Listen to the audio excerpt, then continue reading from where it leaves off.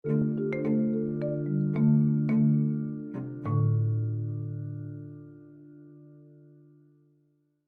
Polícia Penal do Paraná obteve diversos avanços no cumprimento das metas estabelecidas para os primeiros meses do ano. Entre os destaques estão novos convênios e parcerias que amplificam as oportunidades de ressocialização para as pessoas privadas de liberdade e a qualificação e especialização para os policiais penais. Nos primeiros 100 dias dessa segunda gestão do governador Carlos Massa Ratinho Júnior, também avançaram as melhorias físicas estruturais, uma grande conquista para a instituição. Na cadeia pública de Medianeira, no Oeste, uma parceria entre a Polícia Penal do Paraná e o Conselho da Comunidade viabilizou a criação de 2 salas de aula com aporte tecnológico equipadas com 4 computadores e um kit Educatron, com o intuito de proporcionar o ambiente de ensino apropriado para os presos da unidade. O kit Educatron foi fornecido pela Secretaria Estadual da Educação, uma ferramenta tecnológica que permite ao professor a utilização de conteúdo multimídia como complemento às estratégias pedagógicas, para potencializar a aprendizagem dos alunos. Na Penitenciária Estadual de Londrina 3, no norte do estado, novas salas de aula abriram mais vagas de estudo para aproximadamente 300 pessoas privadas de liberdade. Já na Penitenciária Central do Estado, Unidade de Segurança em Piraquara, região metropolitana de Curitiba, as obras foram de ampliação e reforma da enfermaria e da estrutura de controle de presos, com 100% da mão de obra dos presos, supervisionados por servidores da unidade.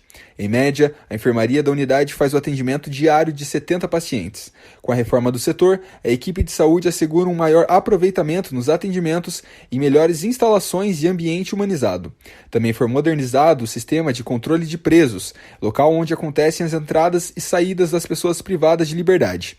Neste espaço, são feitas a identificação do preso e a revista quando ele dá entrada na unidade ou quando necessita sair em situação de transferências ou para atividades externas, como atendimento médico ou judicial. No antigo sistema, o policial penal tinha contato direto com o detento, o que poderia ocasionar situações de vulnerabilidade para o servidor. Agora, com a ampliação do setor, ele se tornou mecanizado e o policial penal não tem contato com o custodiado, podendo exercer as atividades de forma mais segura. Integrante da Regional Administrativa de Guarapuava, no Centro-Sul, a cadeia pública de Laranjeiras do Sul foi reinaugurada. A unidade passou por melhorias estruturais com o intuito de ampliar a qualificação profissional dos servidores e dar oportunidade aos custodiados com condições adequadas para a reinserção social, por meio da oferta de cursos profissionalizantes, estudo e desempenho de atividades laborais. No oeste do estado, as pessoas privadas de liberdade da cadeia pública de Marechal Cândido Rondon contam agora com uma biblioteca e uma sala de aula de formação educacional. A construção foi feita pelos próprios custodiados, por meio do programa de remissão de pena, que prevê a redução de 1 dia a cumprir a cada 3 dias de trabalho. Atualmente, cerca de 57% dos custodiados pela Polícia Penal do Paraná desenvolvem alguma atividade educacional ou curso de qualificação profissional. Somente nos cursos de iniciação e qualificação profissional são 12.409 matriculados. Além destes, são ofertados cursos técnicos de alfabetização, ensino fundamental 1 e 2, ensino médio, ensino superior e preparatórios para o Exame Nacional para a Certificação de Competências de Jovens e Adultos e para o Enem. Repórter Vitor Luiz. O ministro do STF, Alexandre de Moraes, determinou a quebra de sigilo das imagens internas do Palácio do Planalto no dia dos atos golpistas ocorridos em 8 de janeiro. O ministro ainda ordenou o envio em 48 horas de todo o material existente para o Supremo Tribunal Federal. As imagens foram vazadas para a CNN e mostram o ex-ministro Gonçalves Dias, do Gabinete de Segurança Institucional, no palácio na hora dos ataques interagindo com os invasores. O GSI alegou que os agentes do órgão agiram para desocupar o palácio e realizar prisões. Após a divulgação, Gonçalves Dias pediu demissão do cargo, sendo substituído interinamente pelo secretário executivo do Ministério da Justiça, Ricardo Capelli, que atuou como interventor na segurança do DF após os atos golpistas. Já sob a gestão de Capelli, o GSI alegou, em resposta a pedido anterior do próprio ministro Alexandre de Moraes, que as imagens não haviam sido liberadas pelo Ministério devido ao sigilo do inquérito. O órgão ainda perguntou ao ministro se poderia ou não divulgar as imagens devido aos pedidos feitos por meio da Lei de Acesso à Informação. Na decisão dessa sexta, Alexandre de Moraes definiu que, em 48 horas, a Polícia Federal realize os depoimentos de todos os servidores do GSI que aparecem nas imagens de segurança do Palácio do Planalto. Moraes também pediu que o ministro interino do GSI, Ricardo Capelli, envie cópia integral da sindicância instaurada para a apuração das condutas de agentes públicos civis e militares envolvidos na depredação da sede dos três poderes em 8 de janeiro. Nas redes sociais, Capelli disse que estará neste sábado no GSI para cumprir as determinações do STF, enviando todo o material solicitado e tornando público todas as imagens do Palácio no dia 8 de janeiro. Da Rádio Nacional em Brasília, Gésio Passos. O Congresso Nacional deverá votar na quarta-feira, dia 26, o crédito de 7 bilhões e 300 milhões de reais que serão usados para o pagamento do piso salarial da enfermagem do setor público. Em setembro do ano passado, o Supremo Tribunal Federal suspendeu a vigência da lei até que os recursos fossem identificados. Em dezembro, deputados e senadores aprovaram uma proposta de emenda à Constituição definindo que o dinheiro sairia do superávit financeiro de fundos públicos e do Fundo Social. A Confederação Nacional dos Municípios citou, na época, uma despesa extra de 10 bilhões e meio de reais por ano. Com a aprovação do crédito, estados e municípios contarão com um reforço financeiro. A relatora da PEC, senadora Zenaide Maia, do PSD do Rio Grande do Norte, estima que os novos salários do setor público só deverão ser pagos em maio ou junho, mas sem retroatividade. Agora vai sair no contra-cheque, depende do Congresso. O presidente da República assinou um projeto de lei para o Congresso aprovar e a gente espera que na reunião do Congresso esteja o piso da enfermagem, isso colocado no orçamento, 7,3 bilhões, garantindo o piso salarial da enfermagem para os municípios, para os estados e para as entidades filantrópicas que atendem até 60% de pacientes SUS. A Associação Nacional dos Hospitais Privados estima que 79 mil profissionais serão demitidos por conta dos custos do novo piso. O líder do governo no Senado, Jacques Wagner, do PT da Bahia, explicou, no entanto, que não há recursos públicos para a iniciativa privada. Só me faltava essa. O governo tem que bancar a iniciativa privada na contratação de seus funcionários. A regra vale para todos, eles terão que adequar o seu contingente, sua contratação, seu pessoal laboral, dentro da regra que passou a existir. Só me falta querendo que o governo federal transfira uma coisa, é ajudar ente público. Eu vou pagar o quê? A contratação de hospital privado? Somente após a aprovação do crédito é que a União fará os repasses para estados e municípios. Pelo piso, os enfermeiros receberão um salário de R$ 4.700, os técnicos de R$ 3.300 e auxiliares e parteiras de R$ 2.300. Da Rádio Senado, Érica Christian. O Supremo Tribunal Federal formou nesta sexta-feira o placar de 8-0 a favor do recebimento das denúncias contra 100 envolvidos nos atos golpistas de 8 de janeiro.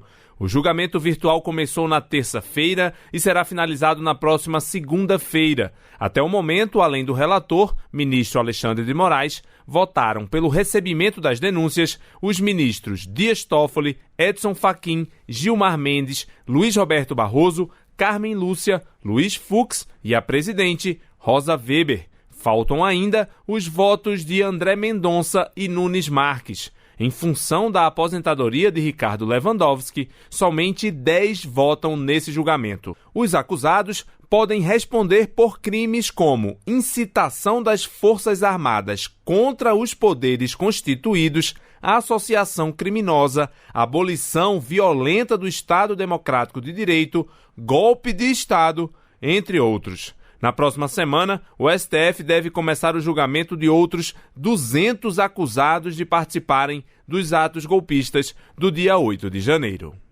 Com informações da Agência Brasil, da Rádio Nacional em Brasília, Lucas Por Deus Leão.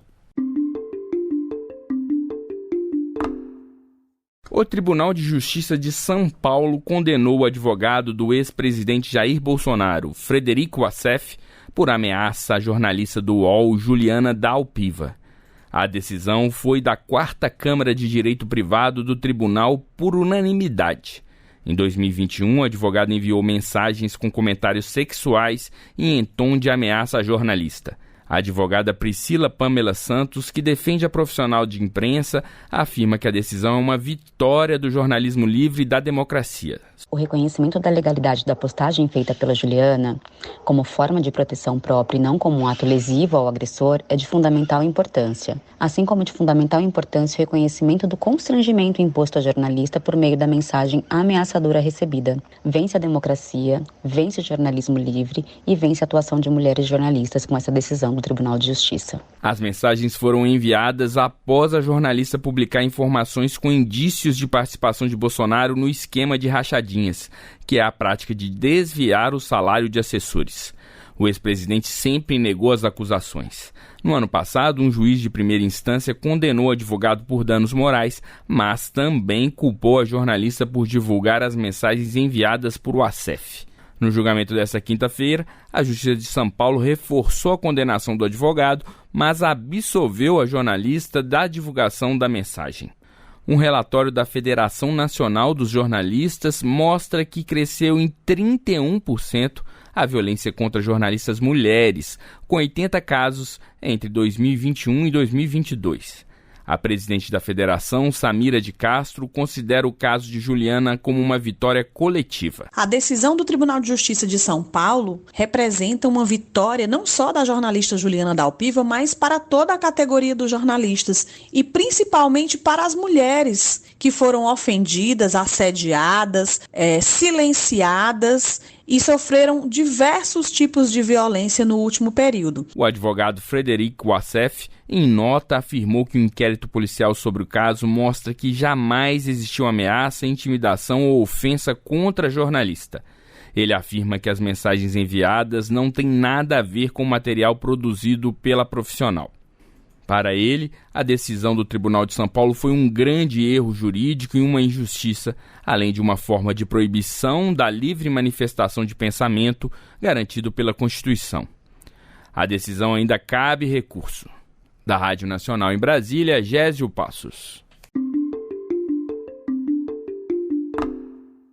A Secretaria Estadual de Infraestrutura e Logística, por meio do DR Paraná, Departamento de Estradas de Rodagem, assinou o contrato para a reforma de 7 pontes e uma trincheira nas regiões Centro-Sul e Centro do Estado. Devem ser beneficiados os municípios de Guarapuava, Pinhão, Boa Ventura de São Roque, Nova Laranjeiras, Espigão Alto do Iguaçu, Nova Tebas, Iretama e Rio Bonito do Iguaçu, somando mais de 200 mil habitantes. As 2 primeiras pontes contempladas no contrato estão localizadas sobre o Rio Pinhão, na PR-170, no limite entre Guarapuava e Pinhão, e sobre o Rio Xagu, na PRC-158, em Rio Bonito do Iguaçu. Juntas, elas representam mais de 30% do orçamento total. O investimento na manutenção das 8 obras de arte especiais é de R$ 2.400.000. Estão previstos reparos das estruturas de concreto, instalação de dispositivos de drenagem e de segurança, melhorias de pavimentação, reforço na sinalização horizontal e vertical, roçada da vegetação, poda de árvores próximas,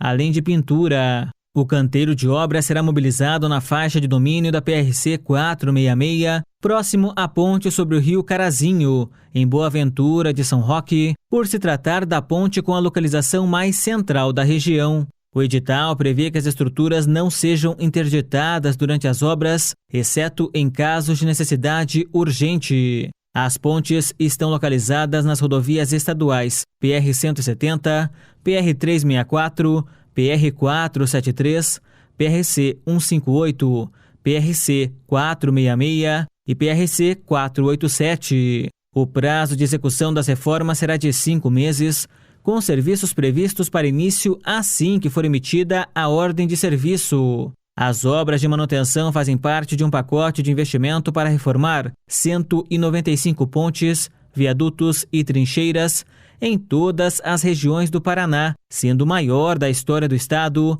com investimento de 114 milhões de reais. No total, são 20 contratos, sendo 8 já assinados, 5 com obras em andamento e o restante em processo final de licitação e contratação. Repórter Felipe Salles. A Câmara de Vereadores de Ponta Grossa vai discutir na próxima segunda-feira, dia 24, o projeto de lei 72 de 2023, que autoriza a Prefeitura de Ponta Grossa a solicitar mais de 54 mil em crédito adicional para cumprir ações no Centro de Referência de Assistência Social, o CRAS, da cidade. Segundo o documento encaminhado pelo Poder Executivo ainda no final do mês passado, o objetivo é realizar a manutenção das atividades do CRAS, com a compra de TNT, EVA, colas, pincéis e diversos outros itens de artesanato. Se autorizado, o dinheiro solicitado pela prefeita Elizabeth Schmidt, do PSD, fica à disposição da Secretaria Municipal da Família e Desenvolvimento Social, que deve fornecer toda a verba à área de assistência à criança e ao adolescente. O valor solicitado pela Prefeitura vem dos recursos do Fundo da Infância e Adolescência, o FIA, que foram aprovados pelo Governo Estadual do Paraná em julho de 2022. Os repasses serão distribuídos entre as cidades do estado para financiar projetos destinados a crianças e adolescentes. O total do investimento é de mais de 4 milhões. Com base no número de habitantes de cada cidade, foi estabelecida uma escala para definir o valor que cada município pode solicitar. De acordo com a classificação em pequeno, médio ou grande porte, Ponta Grossa se enquadra na categoria de municípios de grande porte e, portanto, pode solicitar um maior montante de crédito disponível. Erivelton Martins para o Destaques JC. A Comissão de Educação, Cultura e Esporte do Senado fez uma audiência pública para debater propostas de melhoria da segurança escolar e de prevenção a ataques contra instituições de ensino. Está em análise no colegiado proposta que altera a Lei de Diretrizes e Bases da Educação para estabelecer normas gerais de segurança nas escolas. Prefeito de Blumenau, em Santa Catarina, onde houve um recente ataque a crianças de uma creche, Mário Hildebrandt disse que depois da tragédia a cidade está com um plano de contingência em elaboração para reunir ações de prevenção e protocolos de como agir em situações de crise. Ele afirmou que há uma previsão de gastos com medidas de segurança para o ambiente escolar no município de 30 milhões de reais até o fim de sua gestão. Para o prefeito, é preciso rever o orçamento para o setor de educação com essa despesa, a fim de evitar que gestores municipais sejam penalizados pelos gastos. Esse impacto financeiro não tem disponibilidade para você tirar de alguma outra ação para colocar nessa nova ação, a não ser que possa ser utilizado a verba da educação. Vamos ter que diminuir o investimento em outras ações para, nesse momento, investir em segurança. Eu estive, inclusive, aqui no Tribunal de Contas discutindo essa questão, porque se a gente não fizer esse debate agora, depois o CPF de todos os prefeitos do Brasil vão ficar pendurados no Tribunal de Contas porque fizeram uma medida necessária e urgente, mas o Tribunal pode não entender que esse seja um investimento ou um gasto de educação. O coordenador do Grupo de Dependências Tecnológicas do Instituto de Psiquiatria da Universidade de São Paulo, Cristiano Nabuco, chamou a atenção para a necessidade de investimento em saúde mental nas escolas para que haja profissionais atentos às vivências dos alunos nesse ambiente.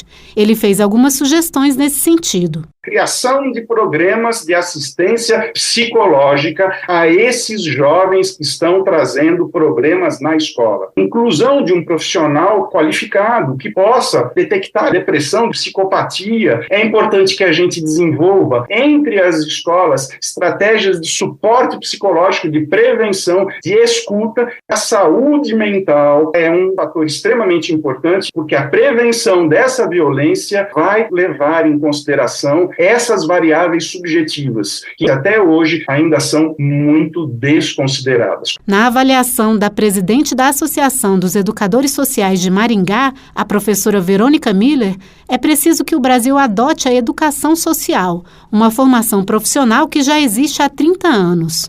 Ela explicou que em muitos países o profissional que cuida da necessidade de escuta para a prevenção da violência nas escolas é o educador social. Falta um profissional na escola brasileira. O educador social trabalha com essa função de promover as relações humanas e promover as relações entre a escola e a comunidade. Os professores não estão formados para isso e eles não têm tempo. Existe uma equipe dentro da escola que precisa ser constituída de alguém que tenha uma filosofia educativa, mas que faz a ponte entre a necessidade das pessoas e das instituições e as condições nas redes municipais de realização de suas necessidades. Autor do projeto de lei sobre segurança escolar, que já foi aprovado na Comissão de Constituição e Justiça, o senador Wellington Fagundes, do PL de Mato Grosso, pediu aos especialistas que enviem sugestões à proposta. A audiência pública foi a primeira de 3 planejadas para instruir a análise da matéria na Comissão de Educação. Da Rádio Senado, Janaína Araújo.